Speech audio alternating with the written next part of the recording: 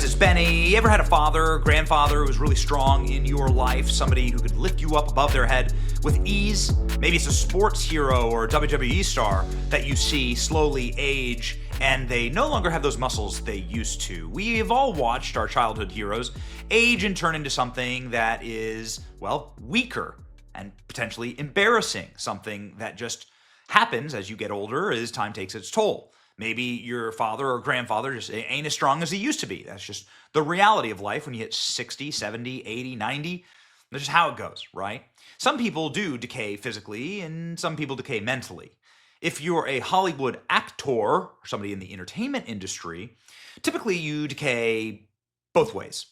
And your brain breaks, and it always breaks in favor of the Democrat Party, and you humiliate yourself and destroy your career by doing something debasing yourself and your audience and your craft. And this is what Will Ferrell has done this election cycle. It's very sad to see. There are many other Hollywood actors that are in this pool who just utterly humiliated themselves. Jay-Z, Beyonce, Lizzo. I mean, a lot of these people have other problems, right? Taylor Swift didn't even register Taylor Swift endorsement. I mean, how humiliating is that? Like, the point of you being so famous is that you can do things with that fame.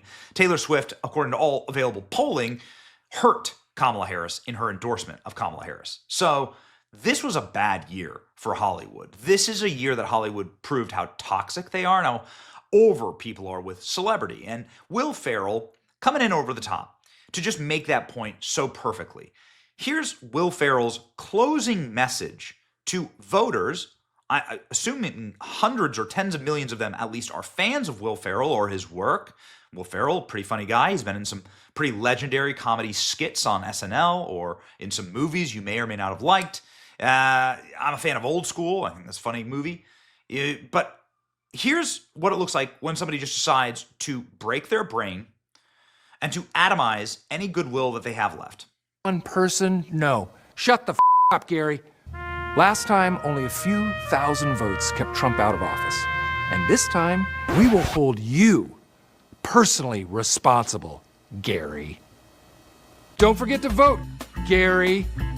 So this is Will Ferrell threatening his audience, like threatening voters, cursing at them, and saying that they're going to like come and hunt them down and hold them responsible when Kamala loses. Saying that it like kept Trump, like he's doing everything he can to keep Trump out of office. You're supposed to be a comedian? Is this like what passes for comedy now? Okay. Here we go, ladies and gentlemen. One more, why not? One more act of humiliation, right? I mean, maybe Will Ferrell, he just has enough money.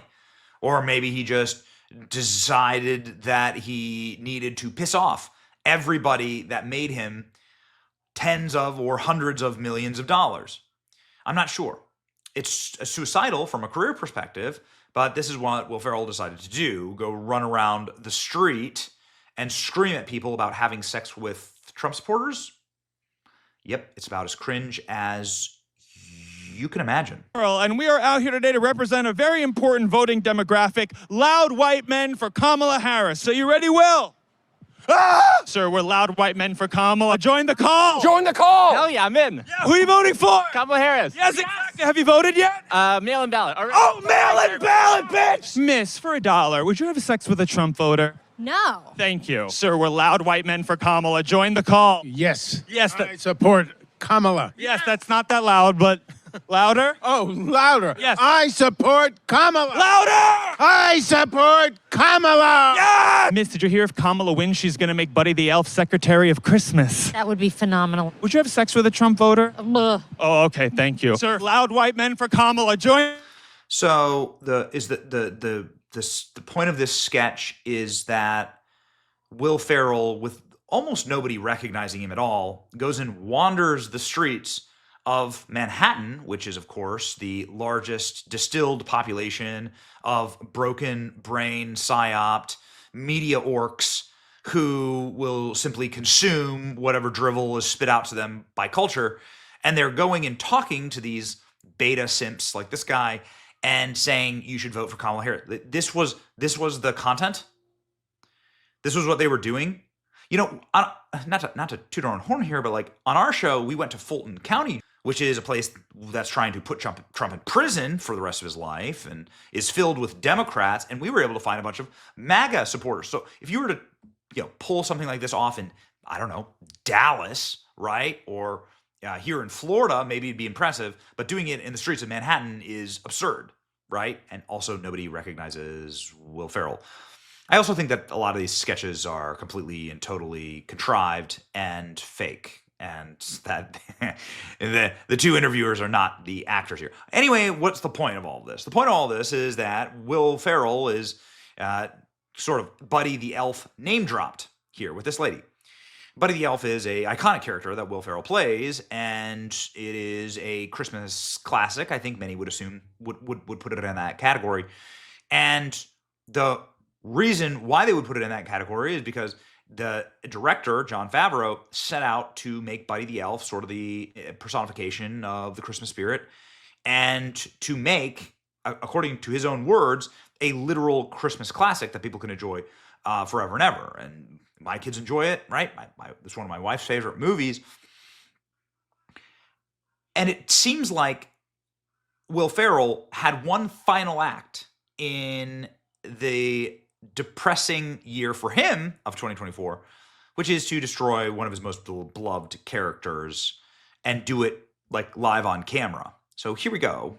Here is Will Ferrell as Buddy the Elf in a total mood, cigarette smoking Buddy the Elf at an NHL game.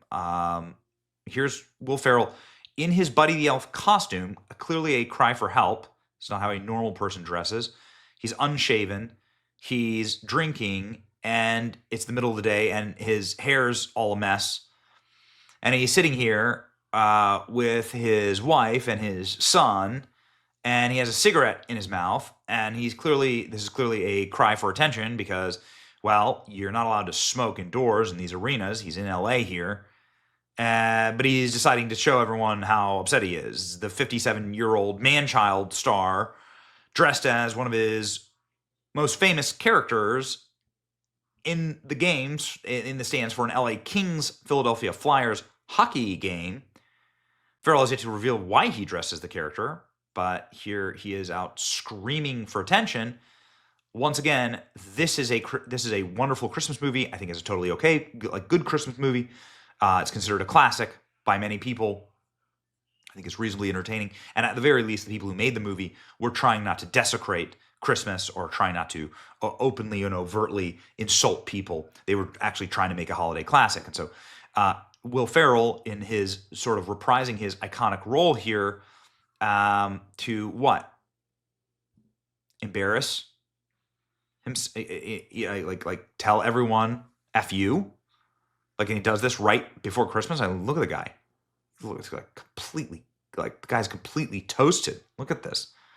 Like a slob. He's got like open sores on his face, and he's drinking with a cigarette. Jeez, man, dude. Like, he was up on the Jumbotron. Buddy the Elf. Like, dude, who thought this was funny? You think this is funny? I think Trump broke Will Ferrell. I think that this is what's actually happening here. Trump actually broke the man, and he's taking it all out on us. It's now he's burned down every other bit of credit that he has with audiences. Now it's time to just torch even his legacy on fire. And, it's not really a great legacy. Will Ferrell has had a lot of flops recently. He is not a bankable star any longer. So why not just desecrate some of the little nice things that we did along the way? Will Ferrell dressed up as Buddy the Elf. That's not really the takeaway line here. The takeaway line is, well, I'll sit here with a cigarette and show everybody how miserable I am because Trump broke me. Cigarette in his mouth and a beer in his hand, Ferrell said, tough holiday season. Maybe he's just trying to make a joke. I don't know. But Will Ferrell clearly drinks the Kool-Aid. Not just beer, but drinks the Kool-Aid.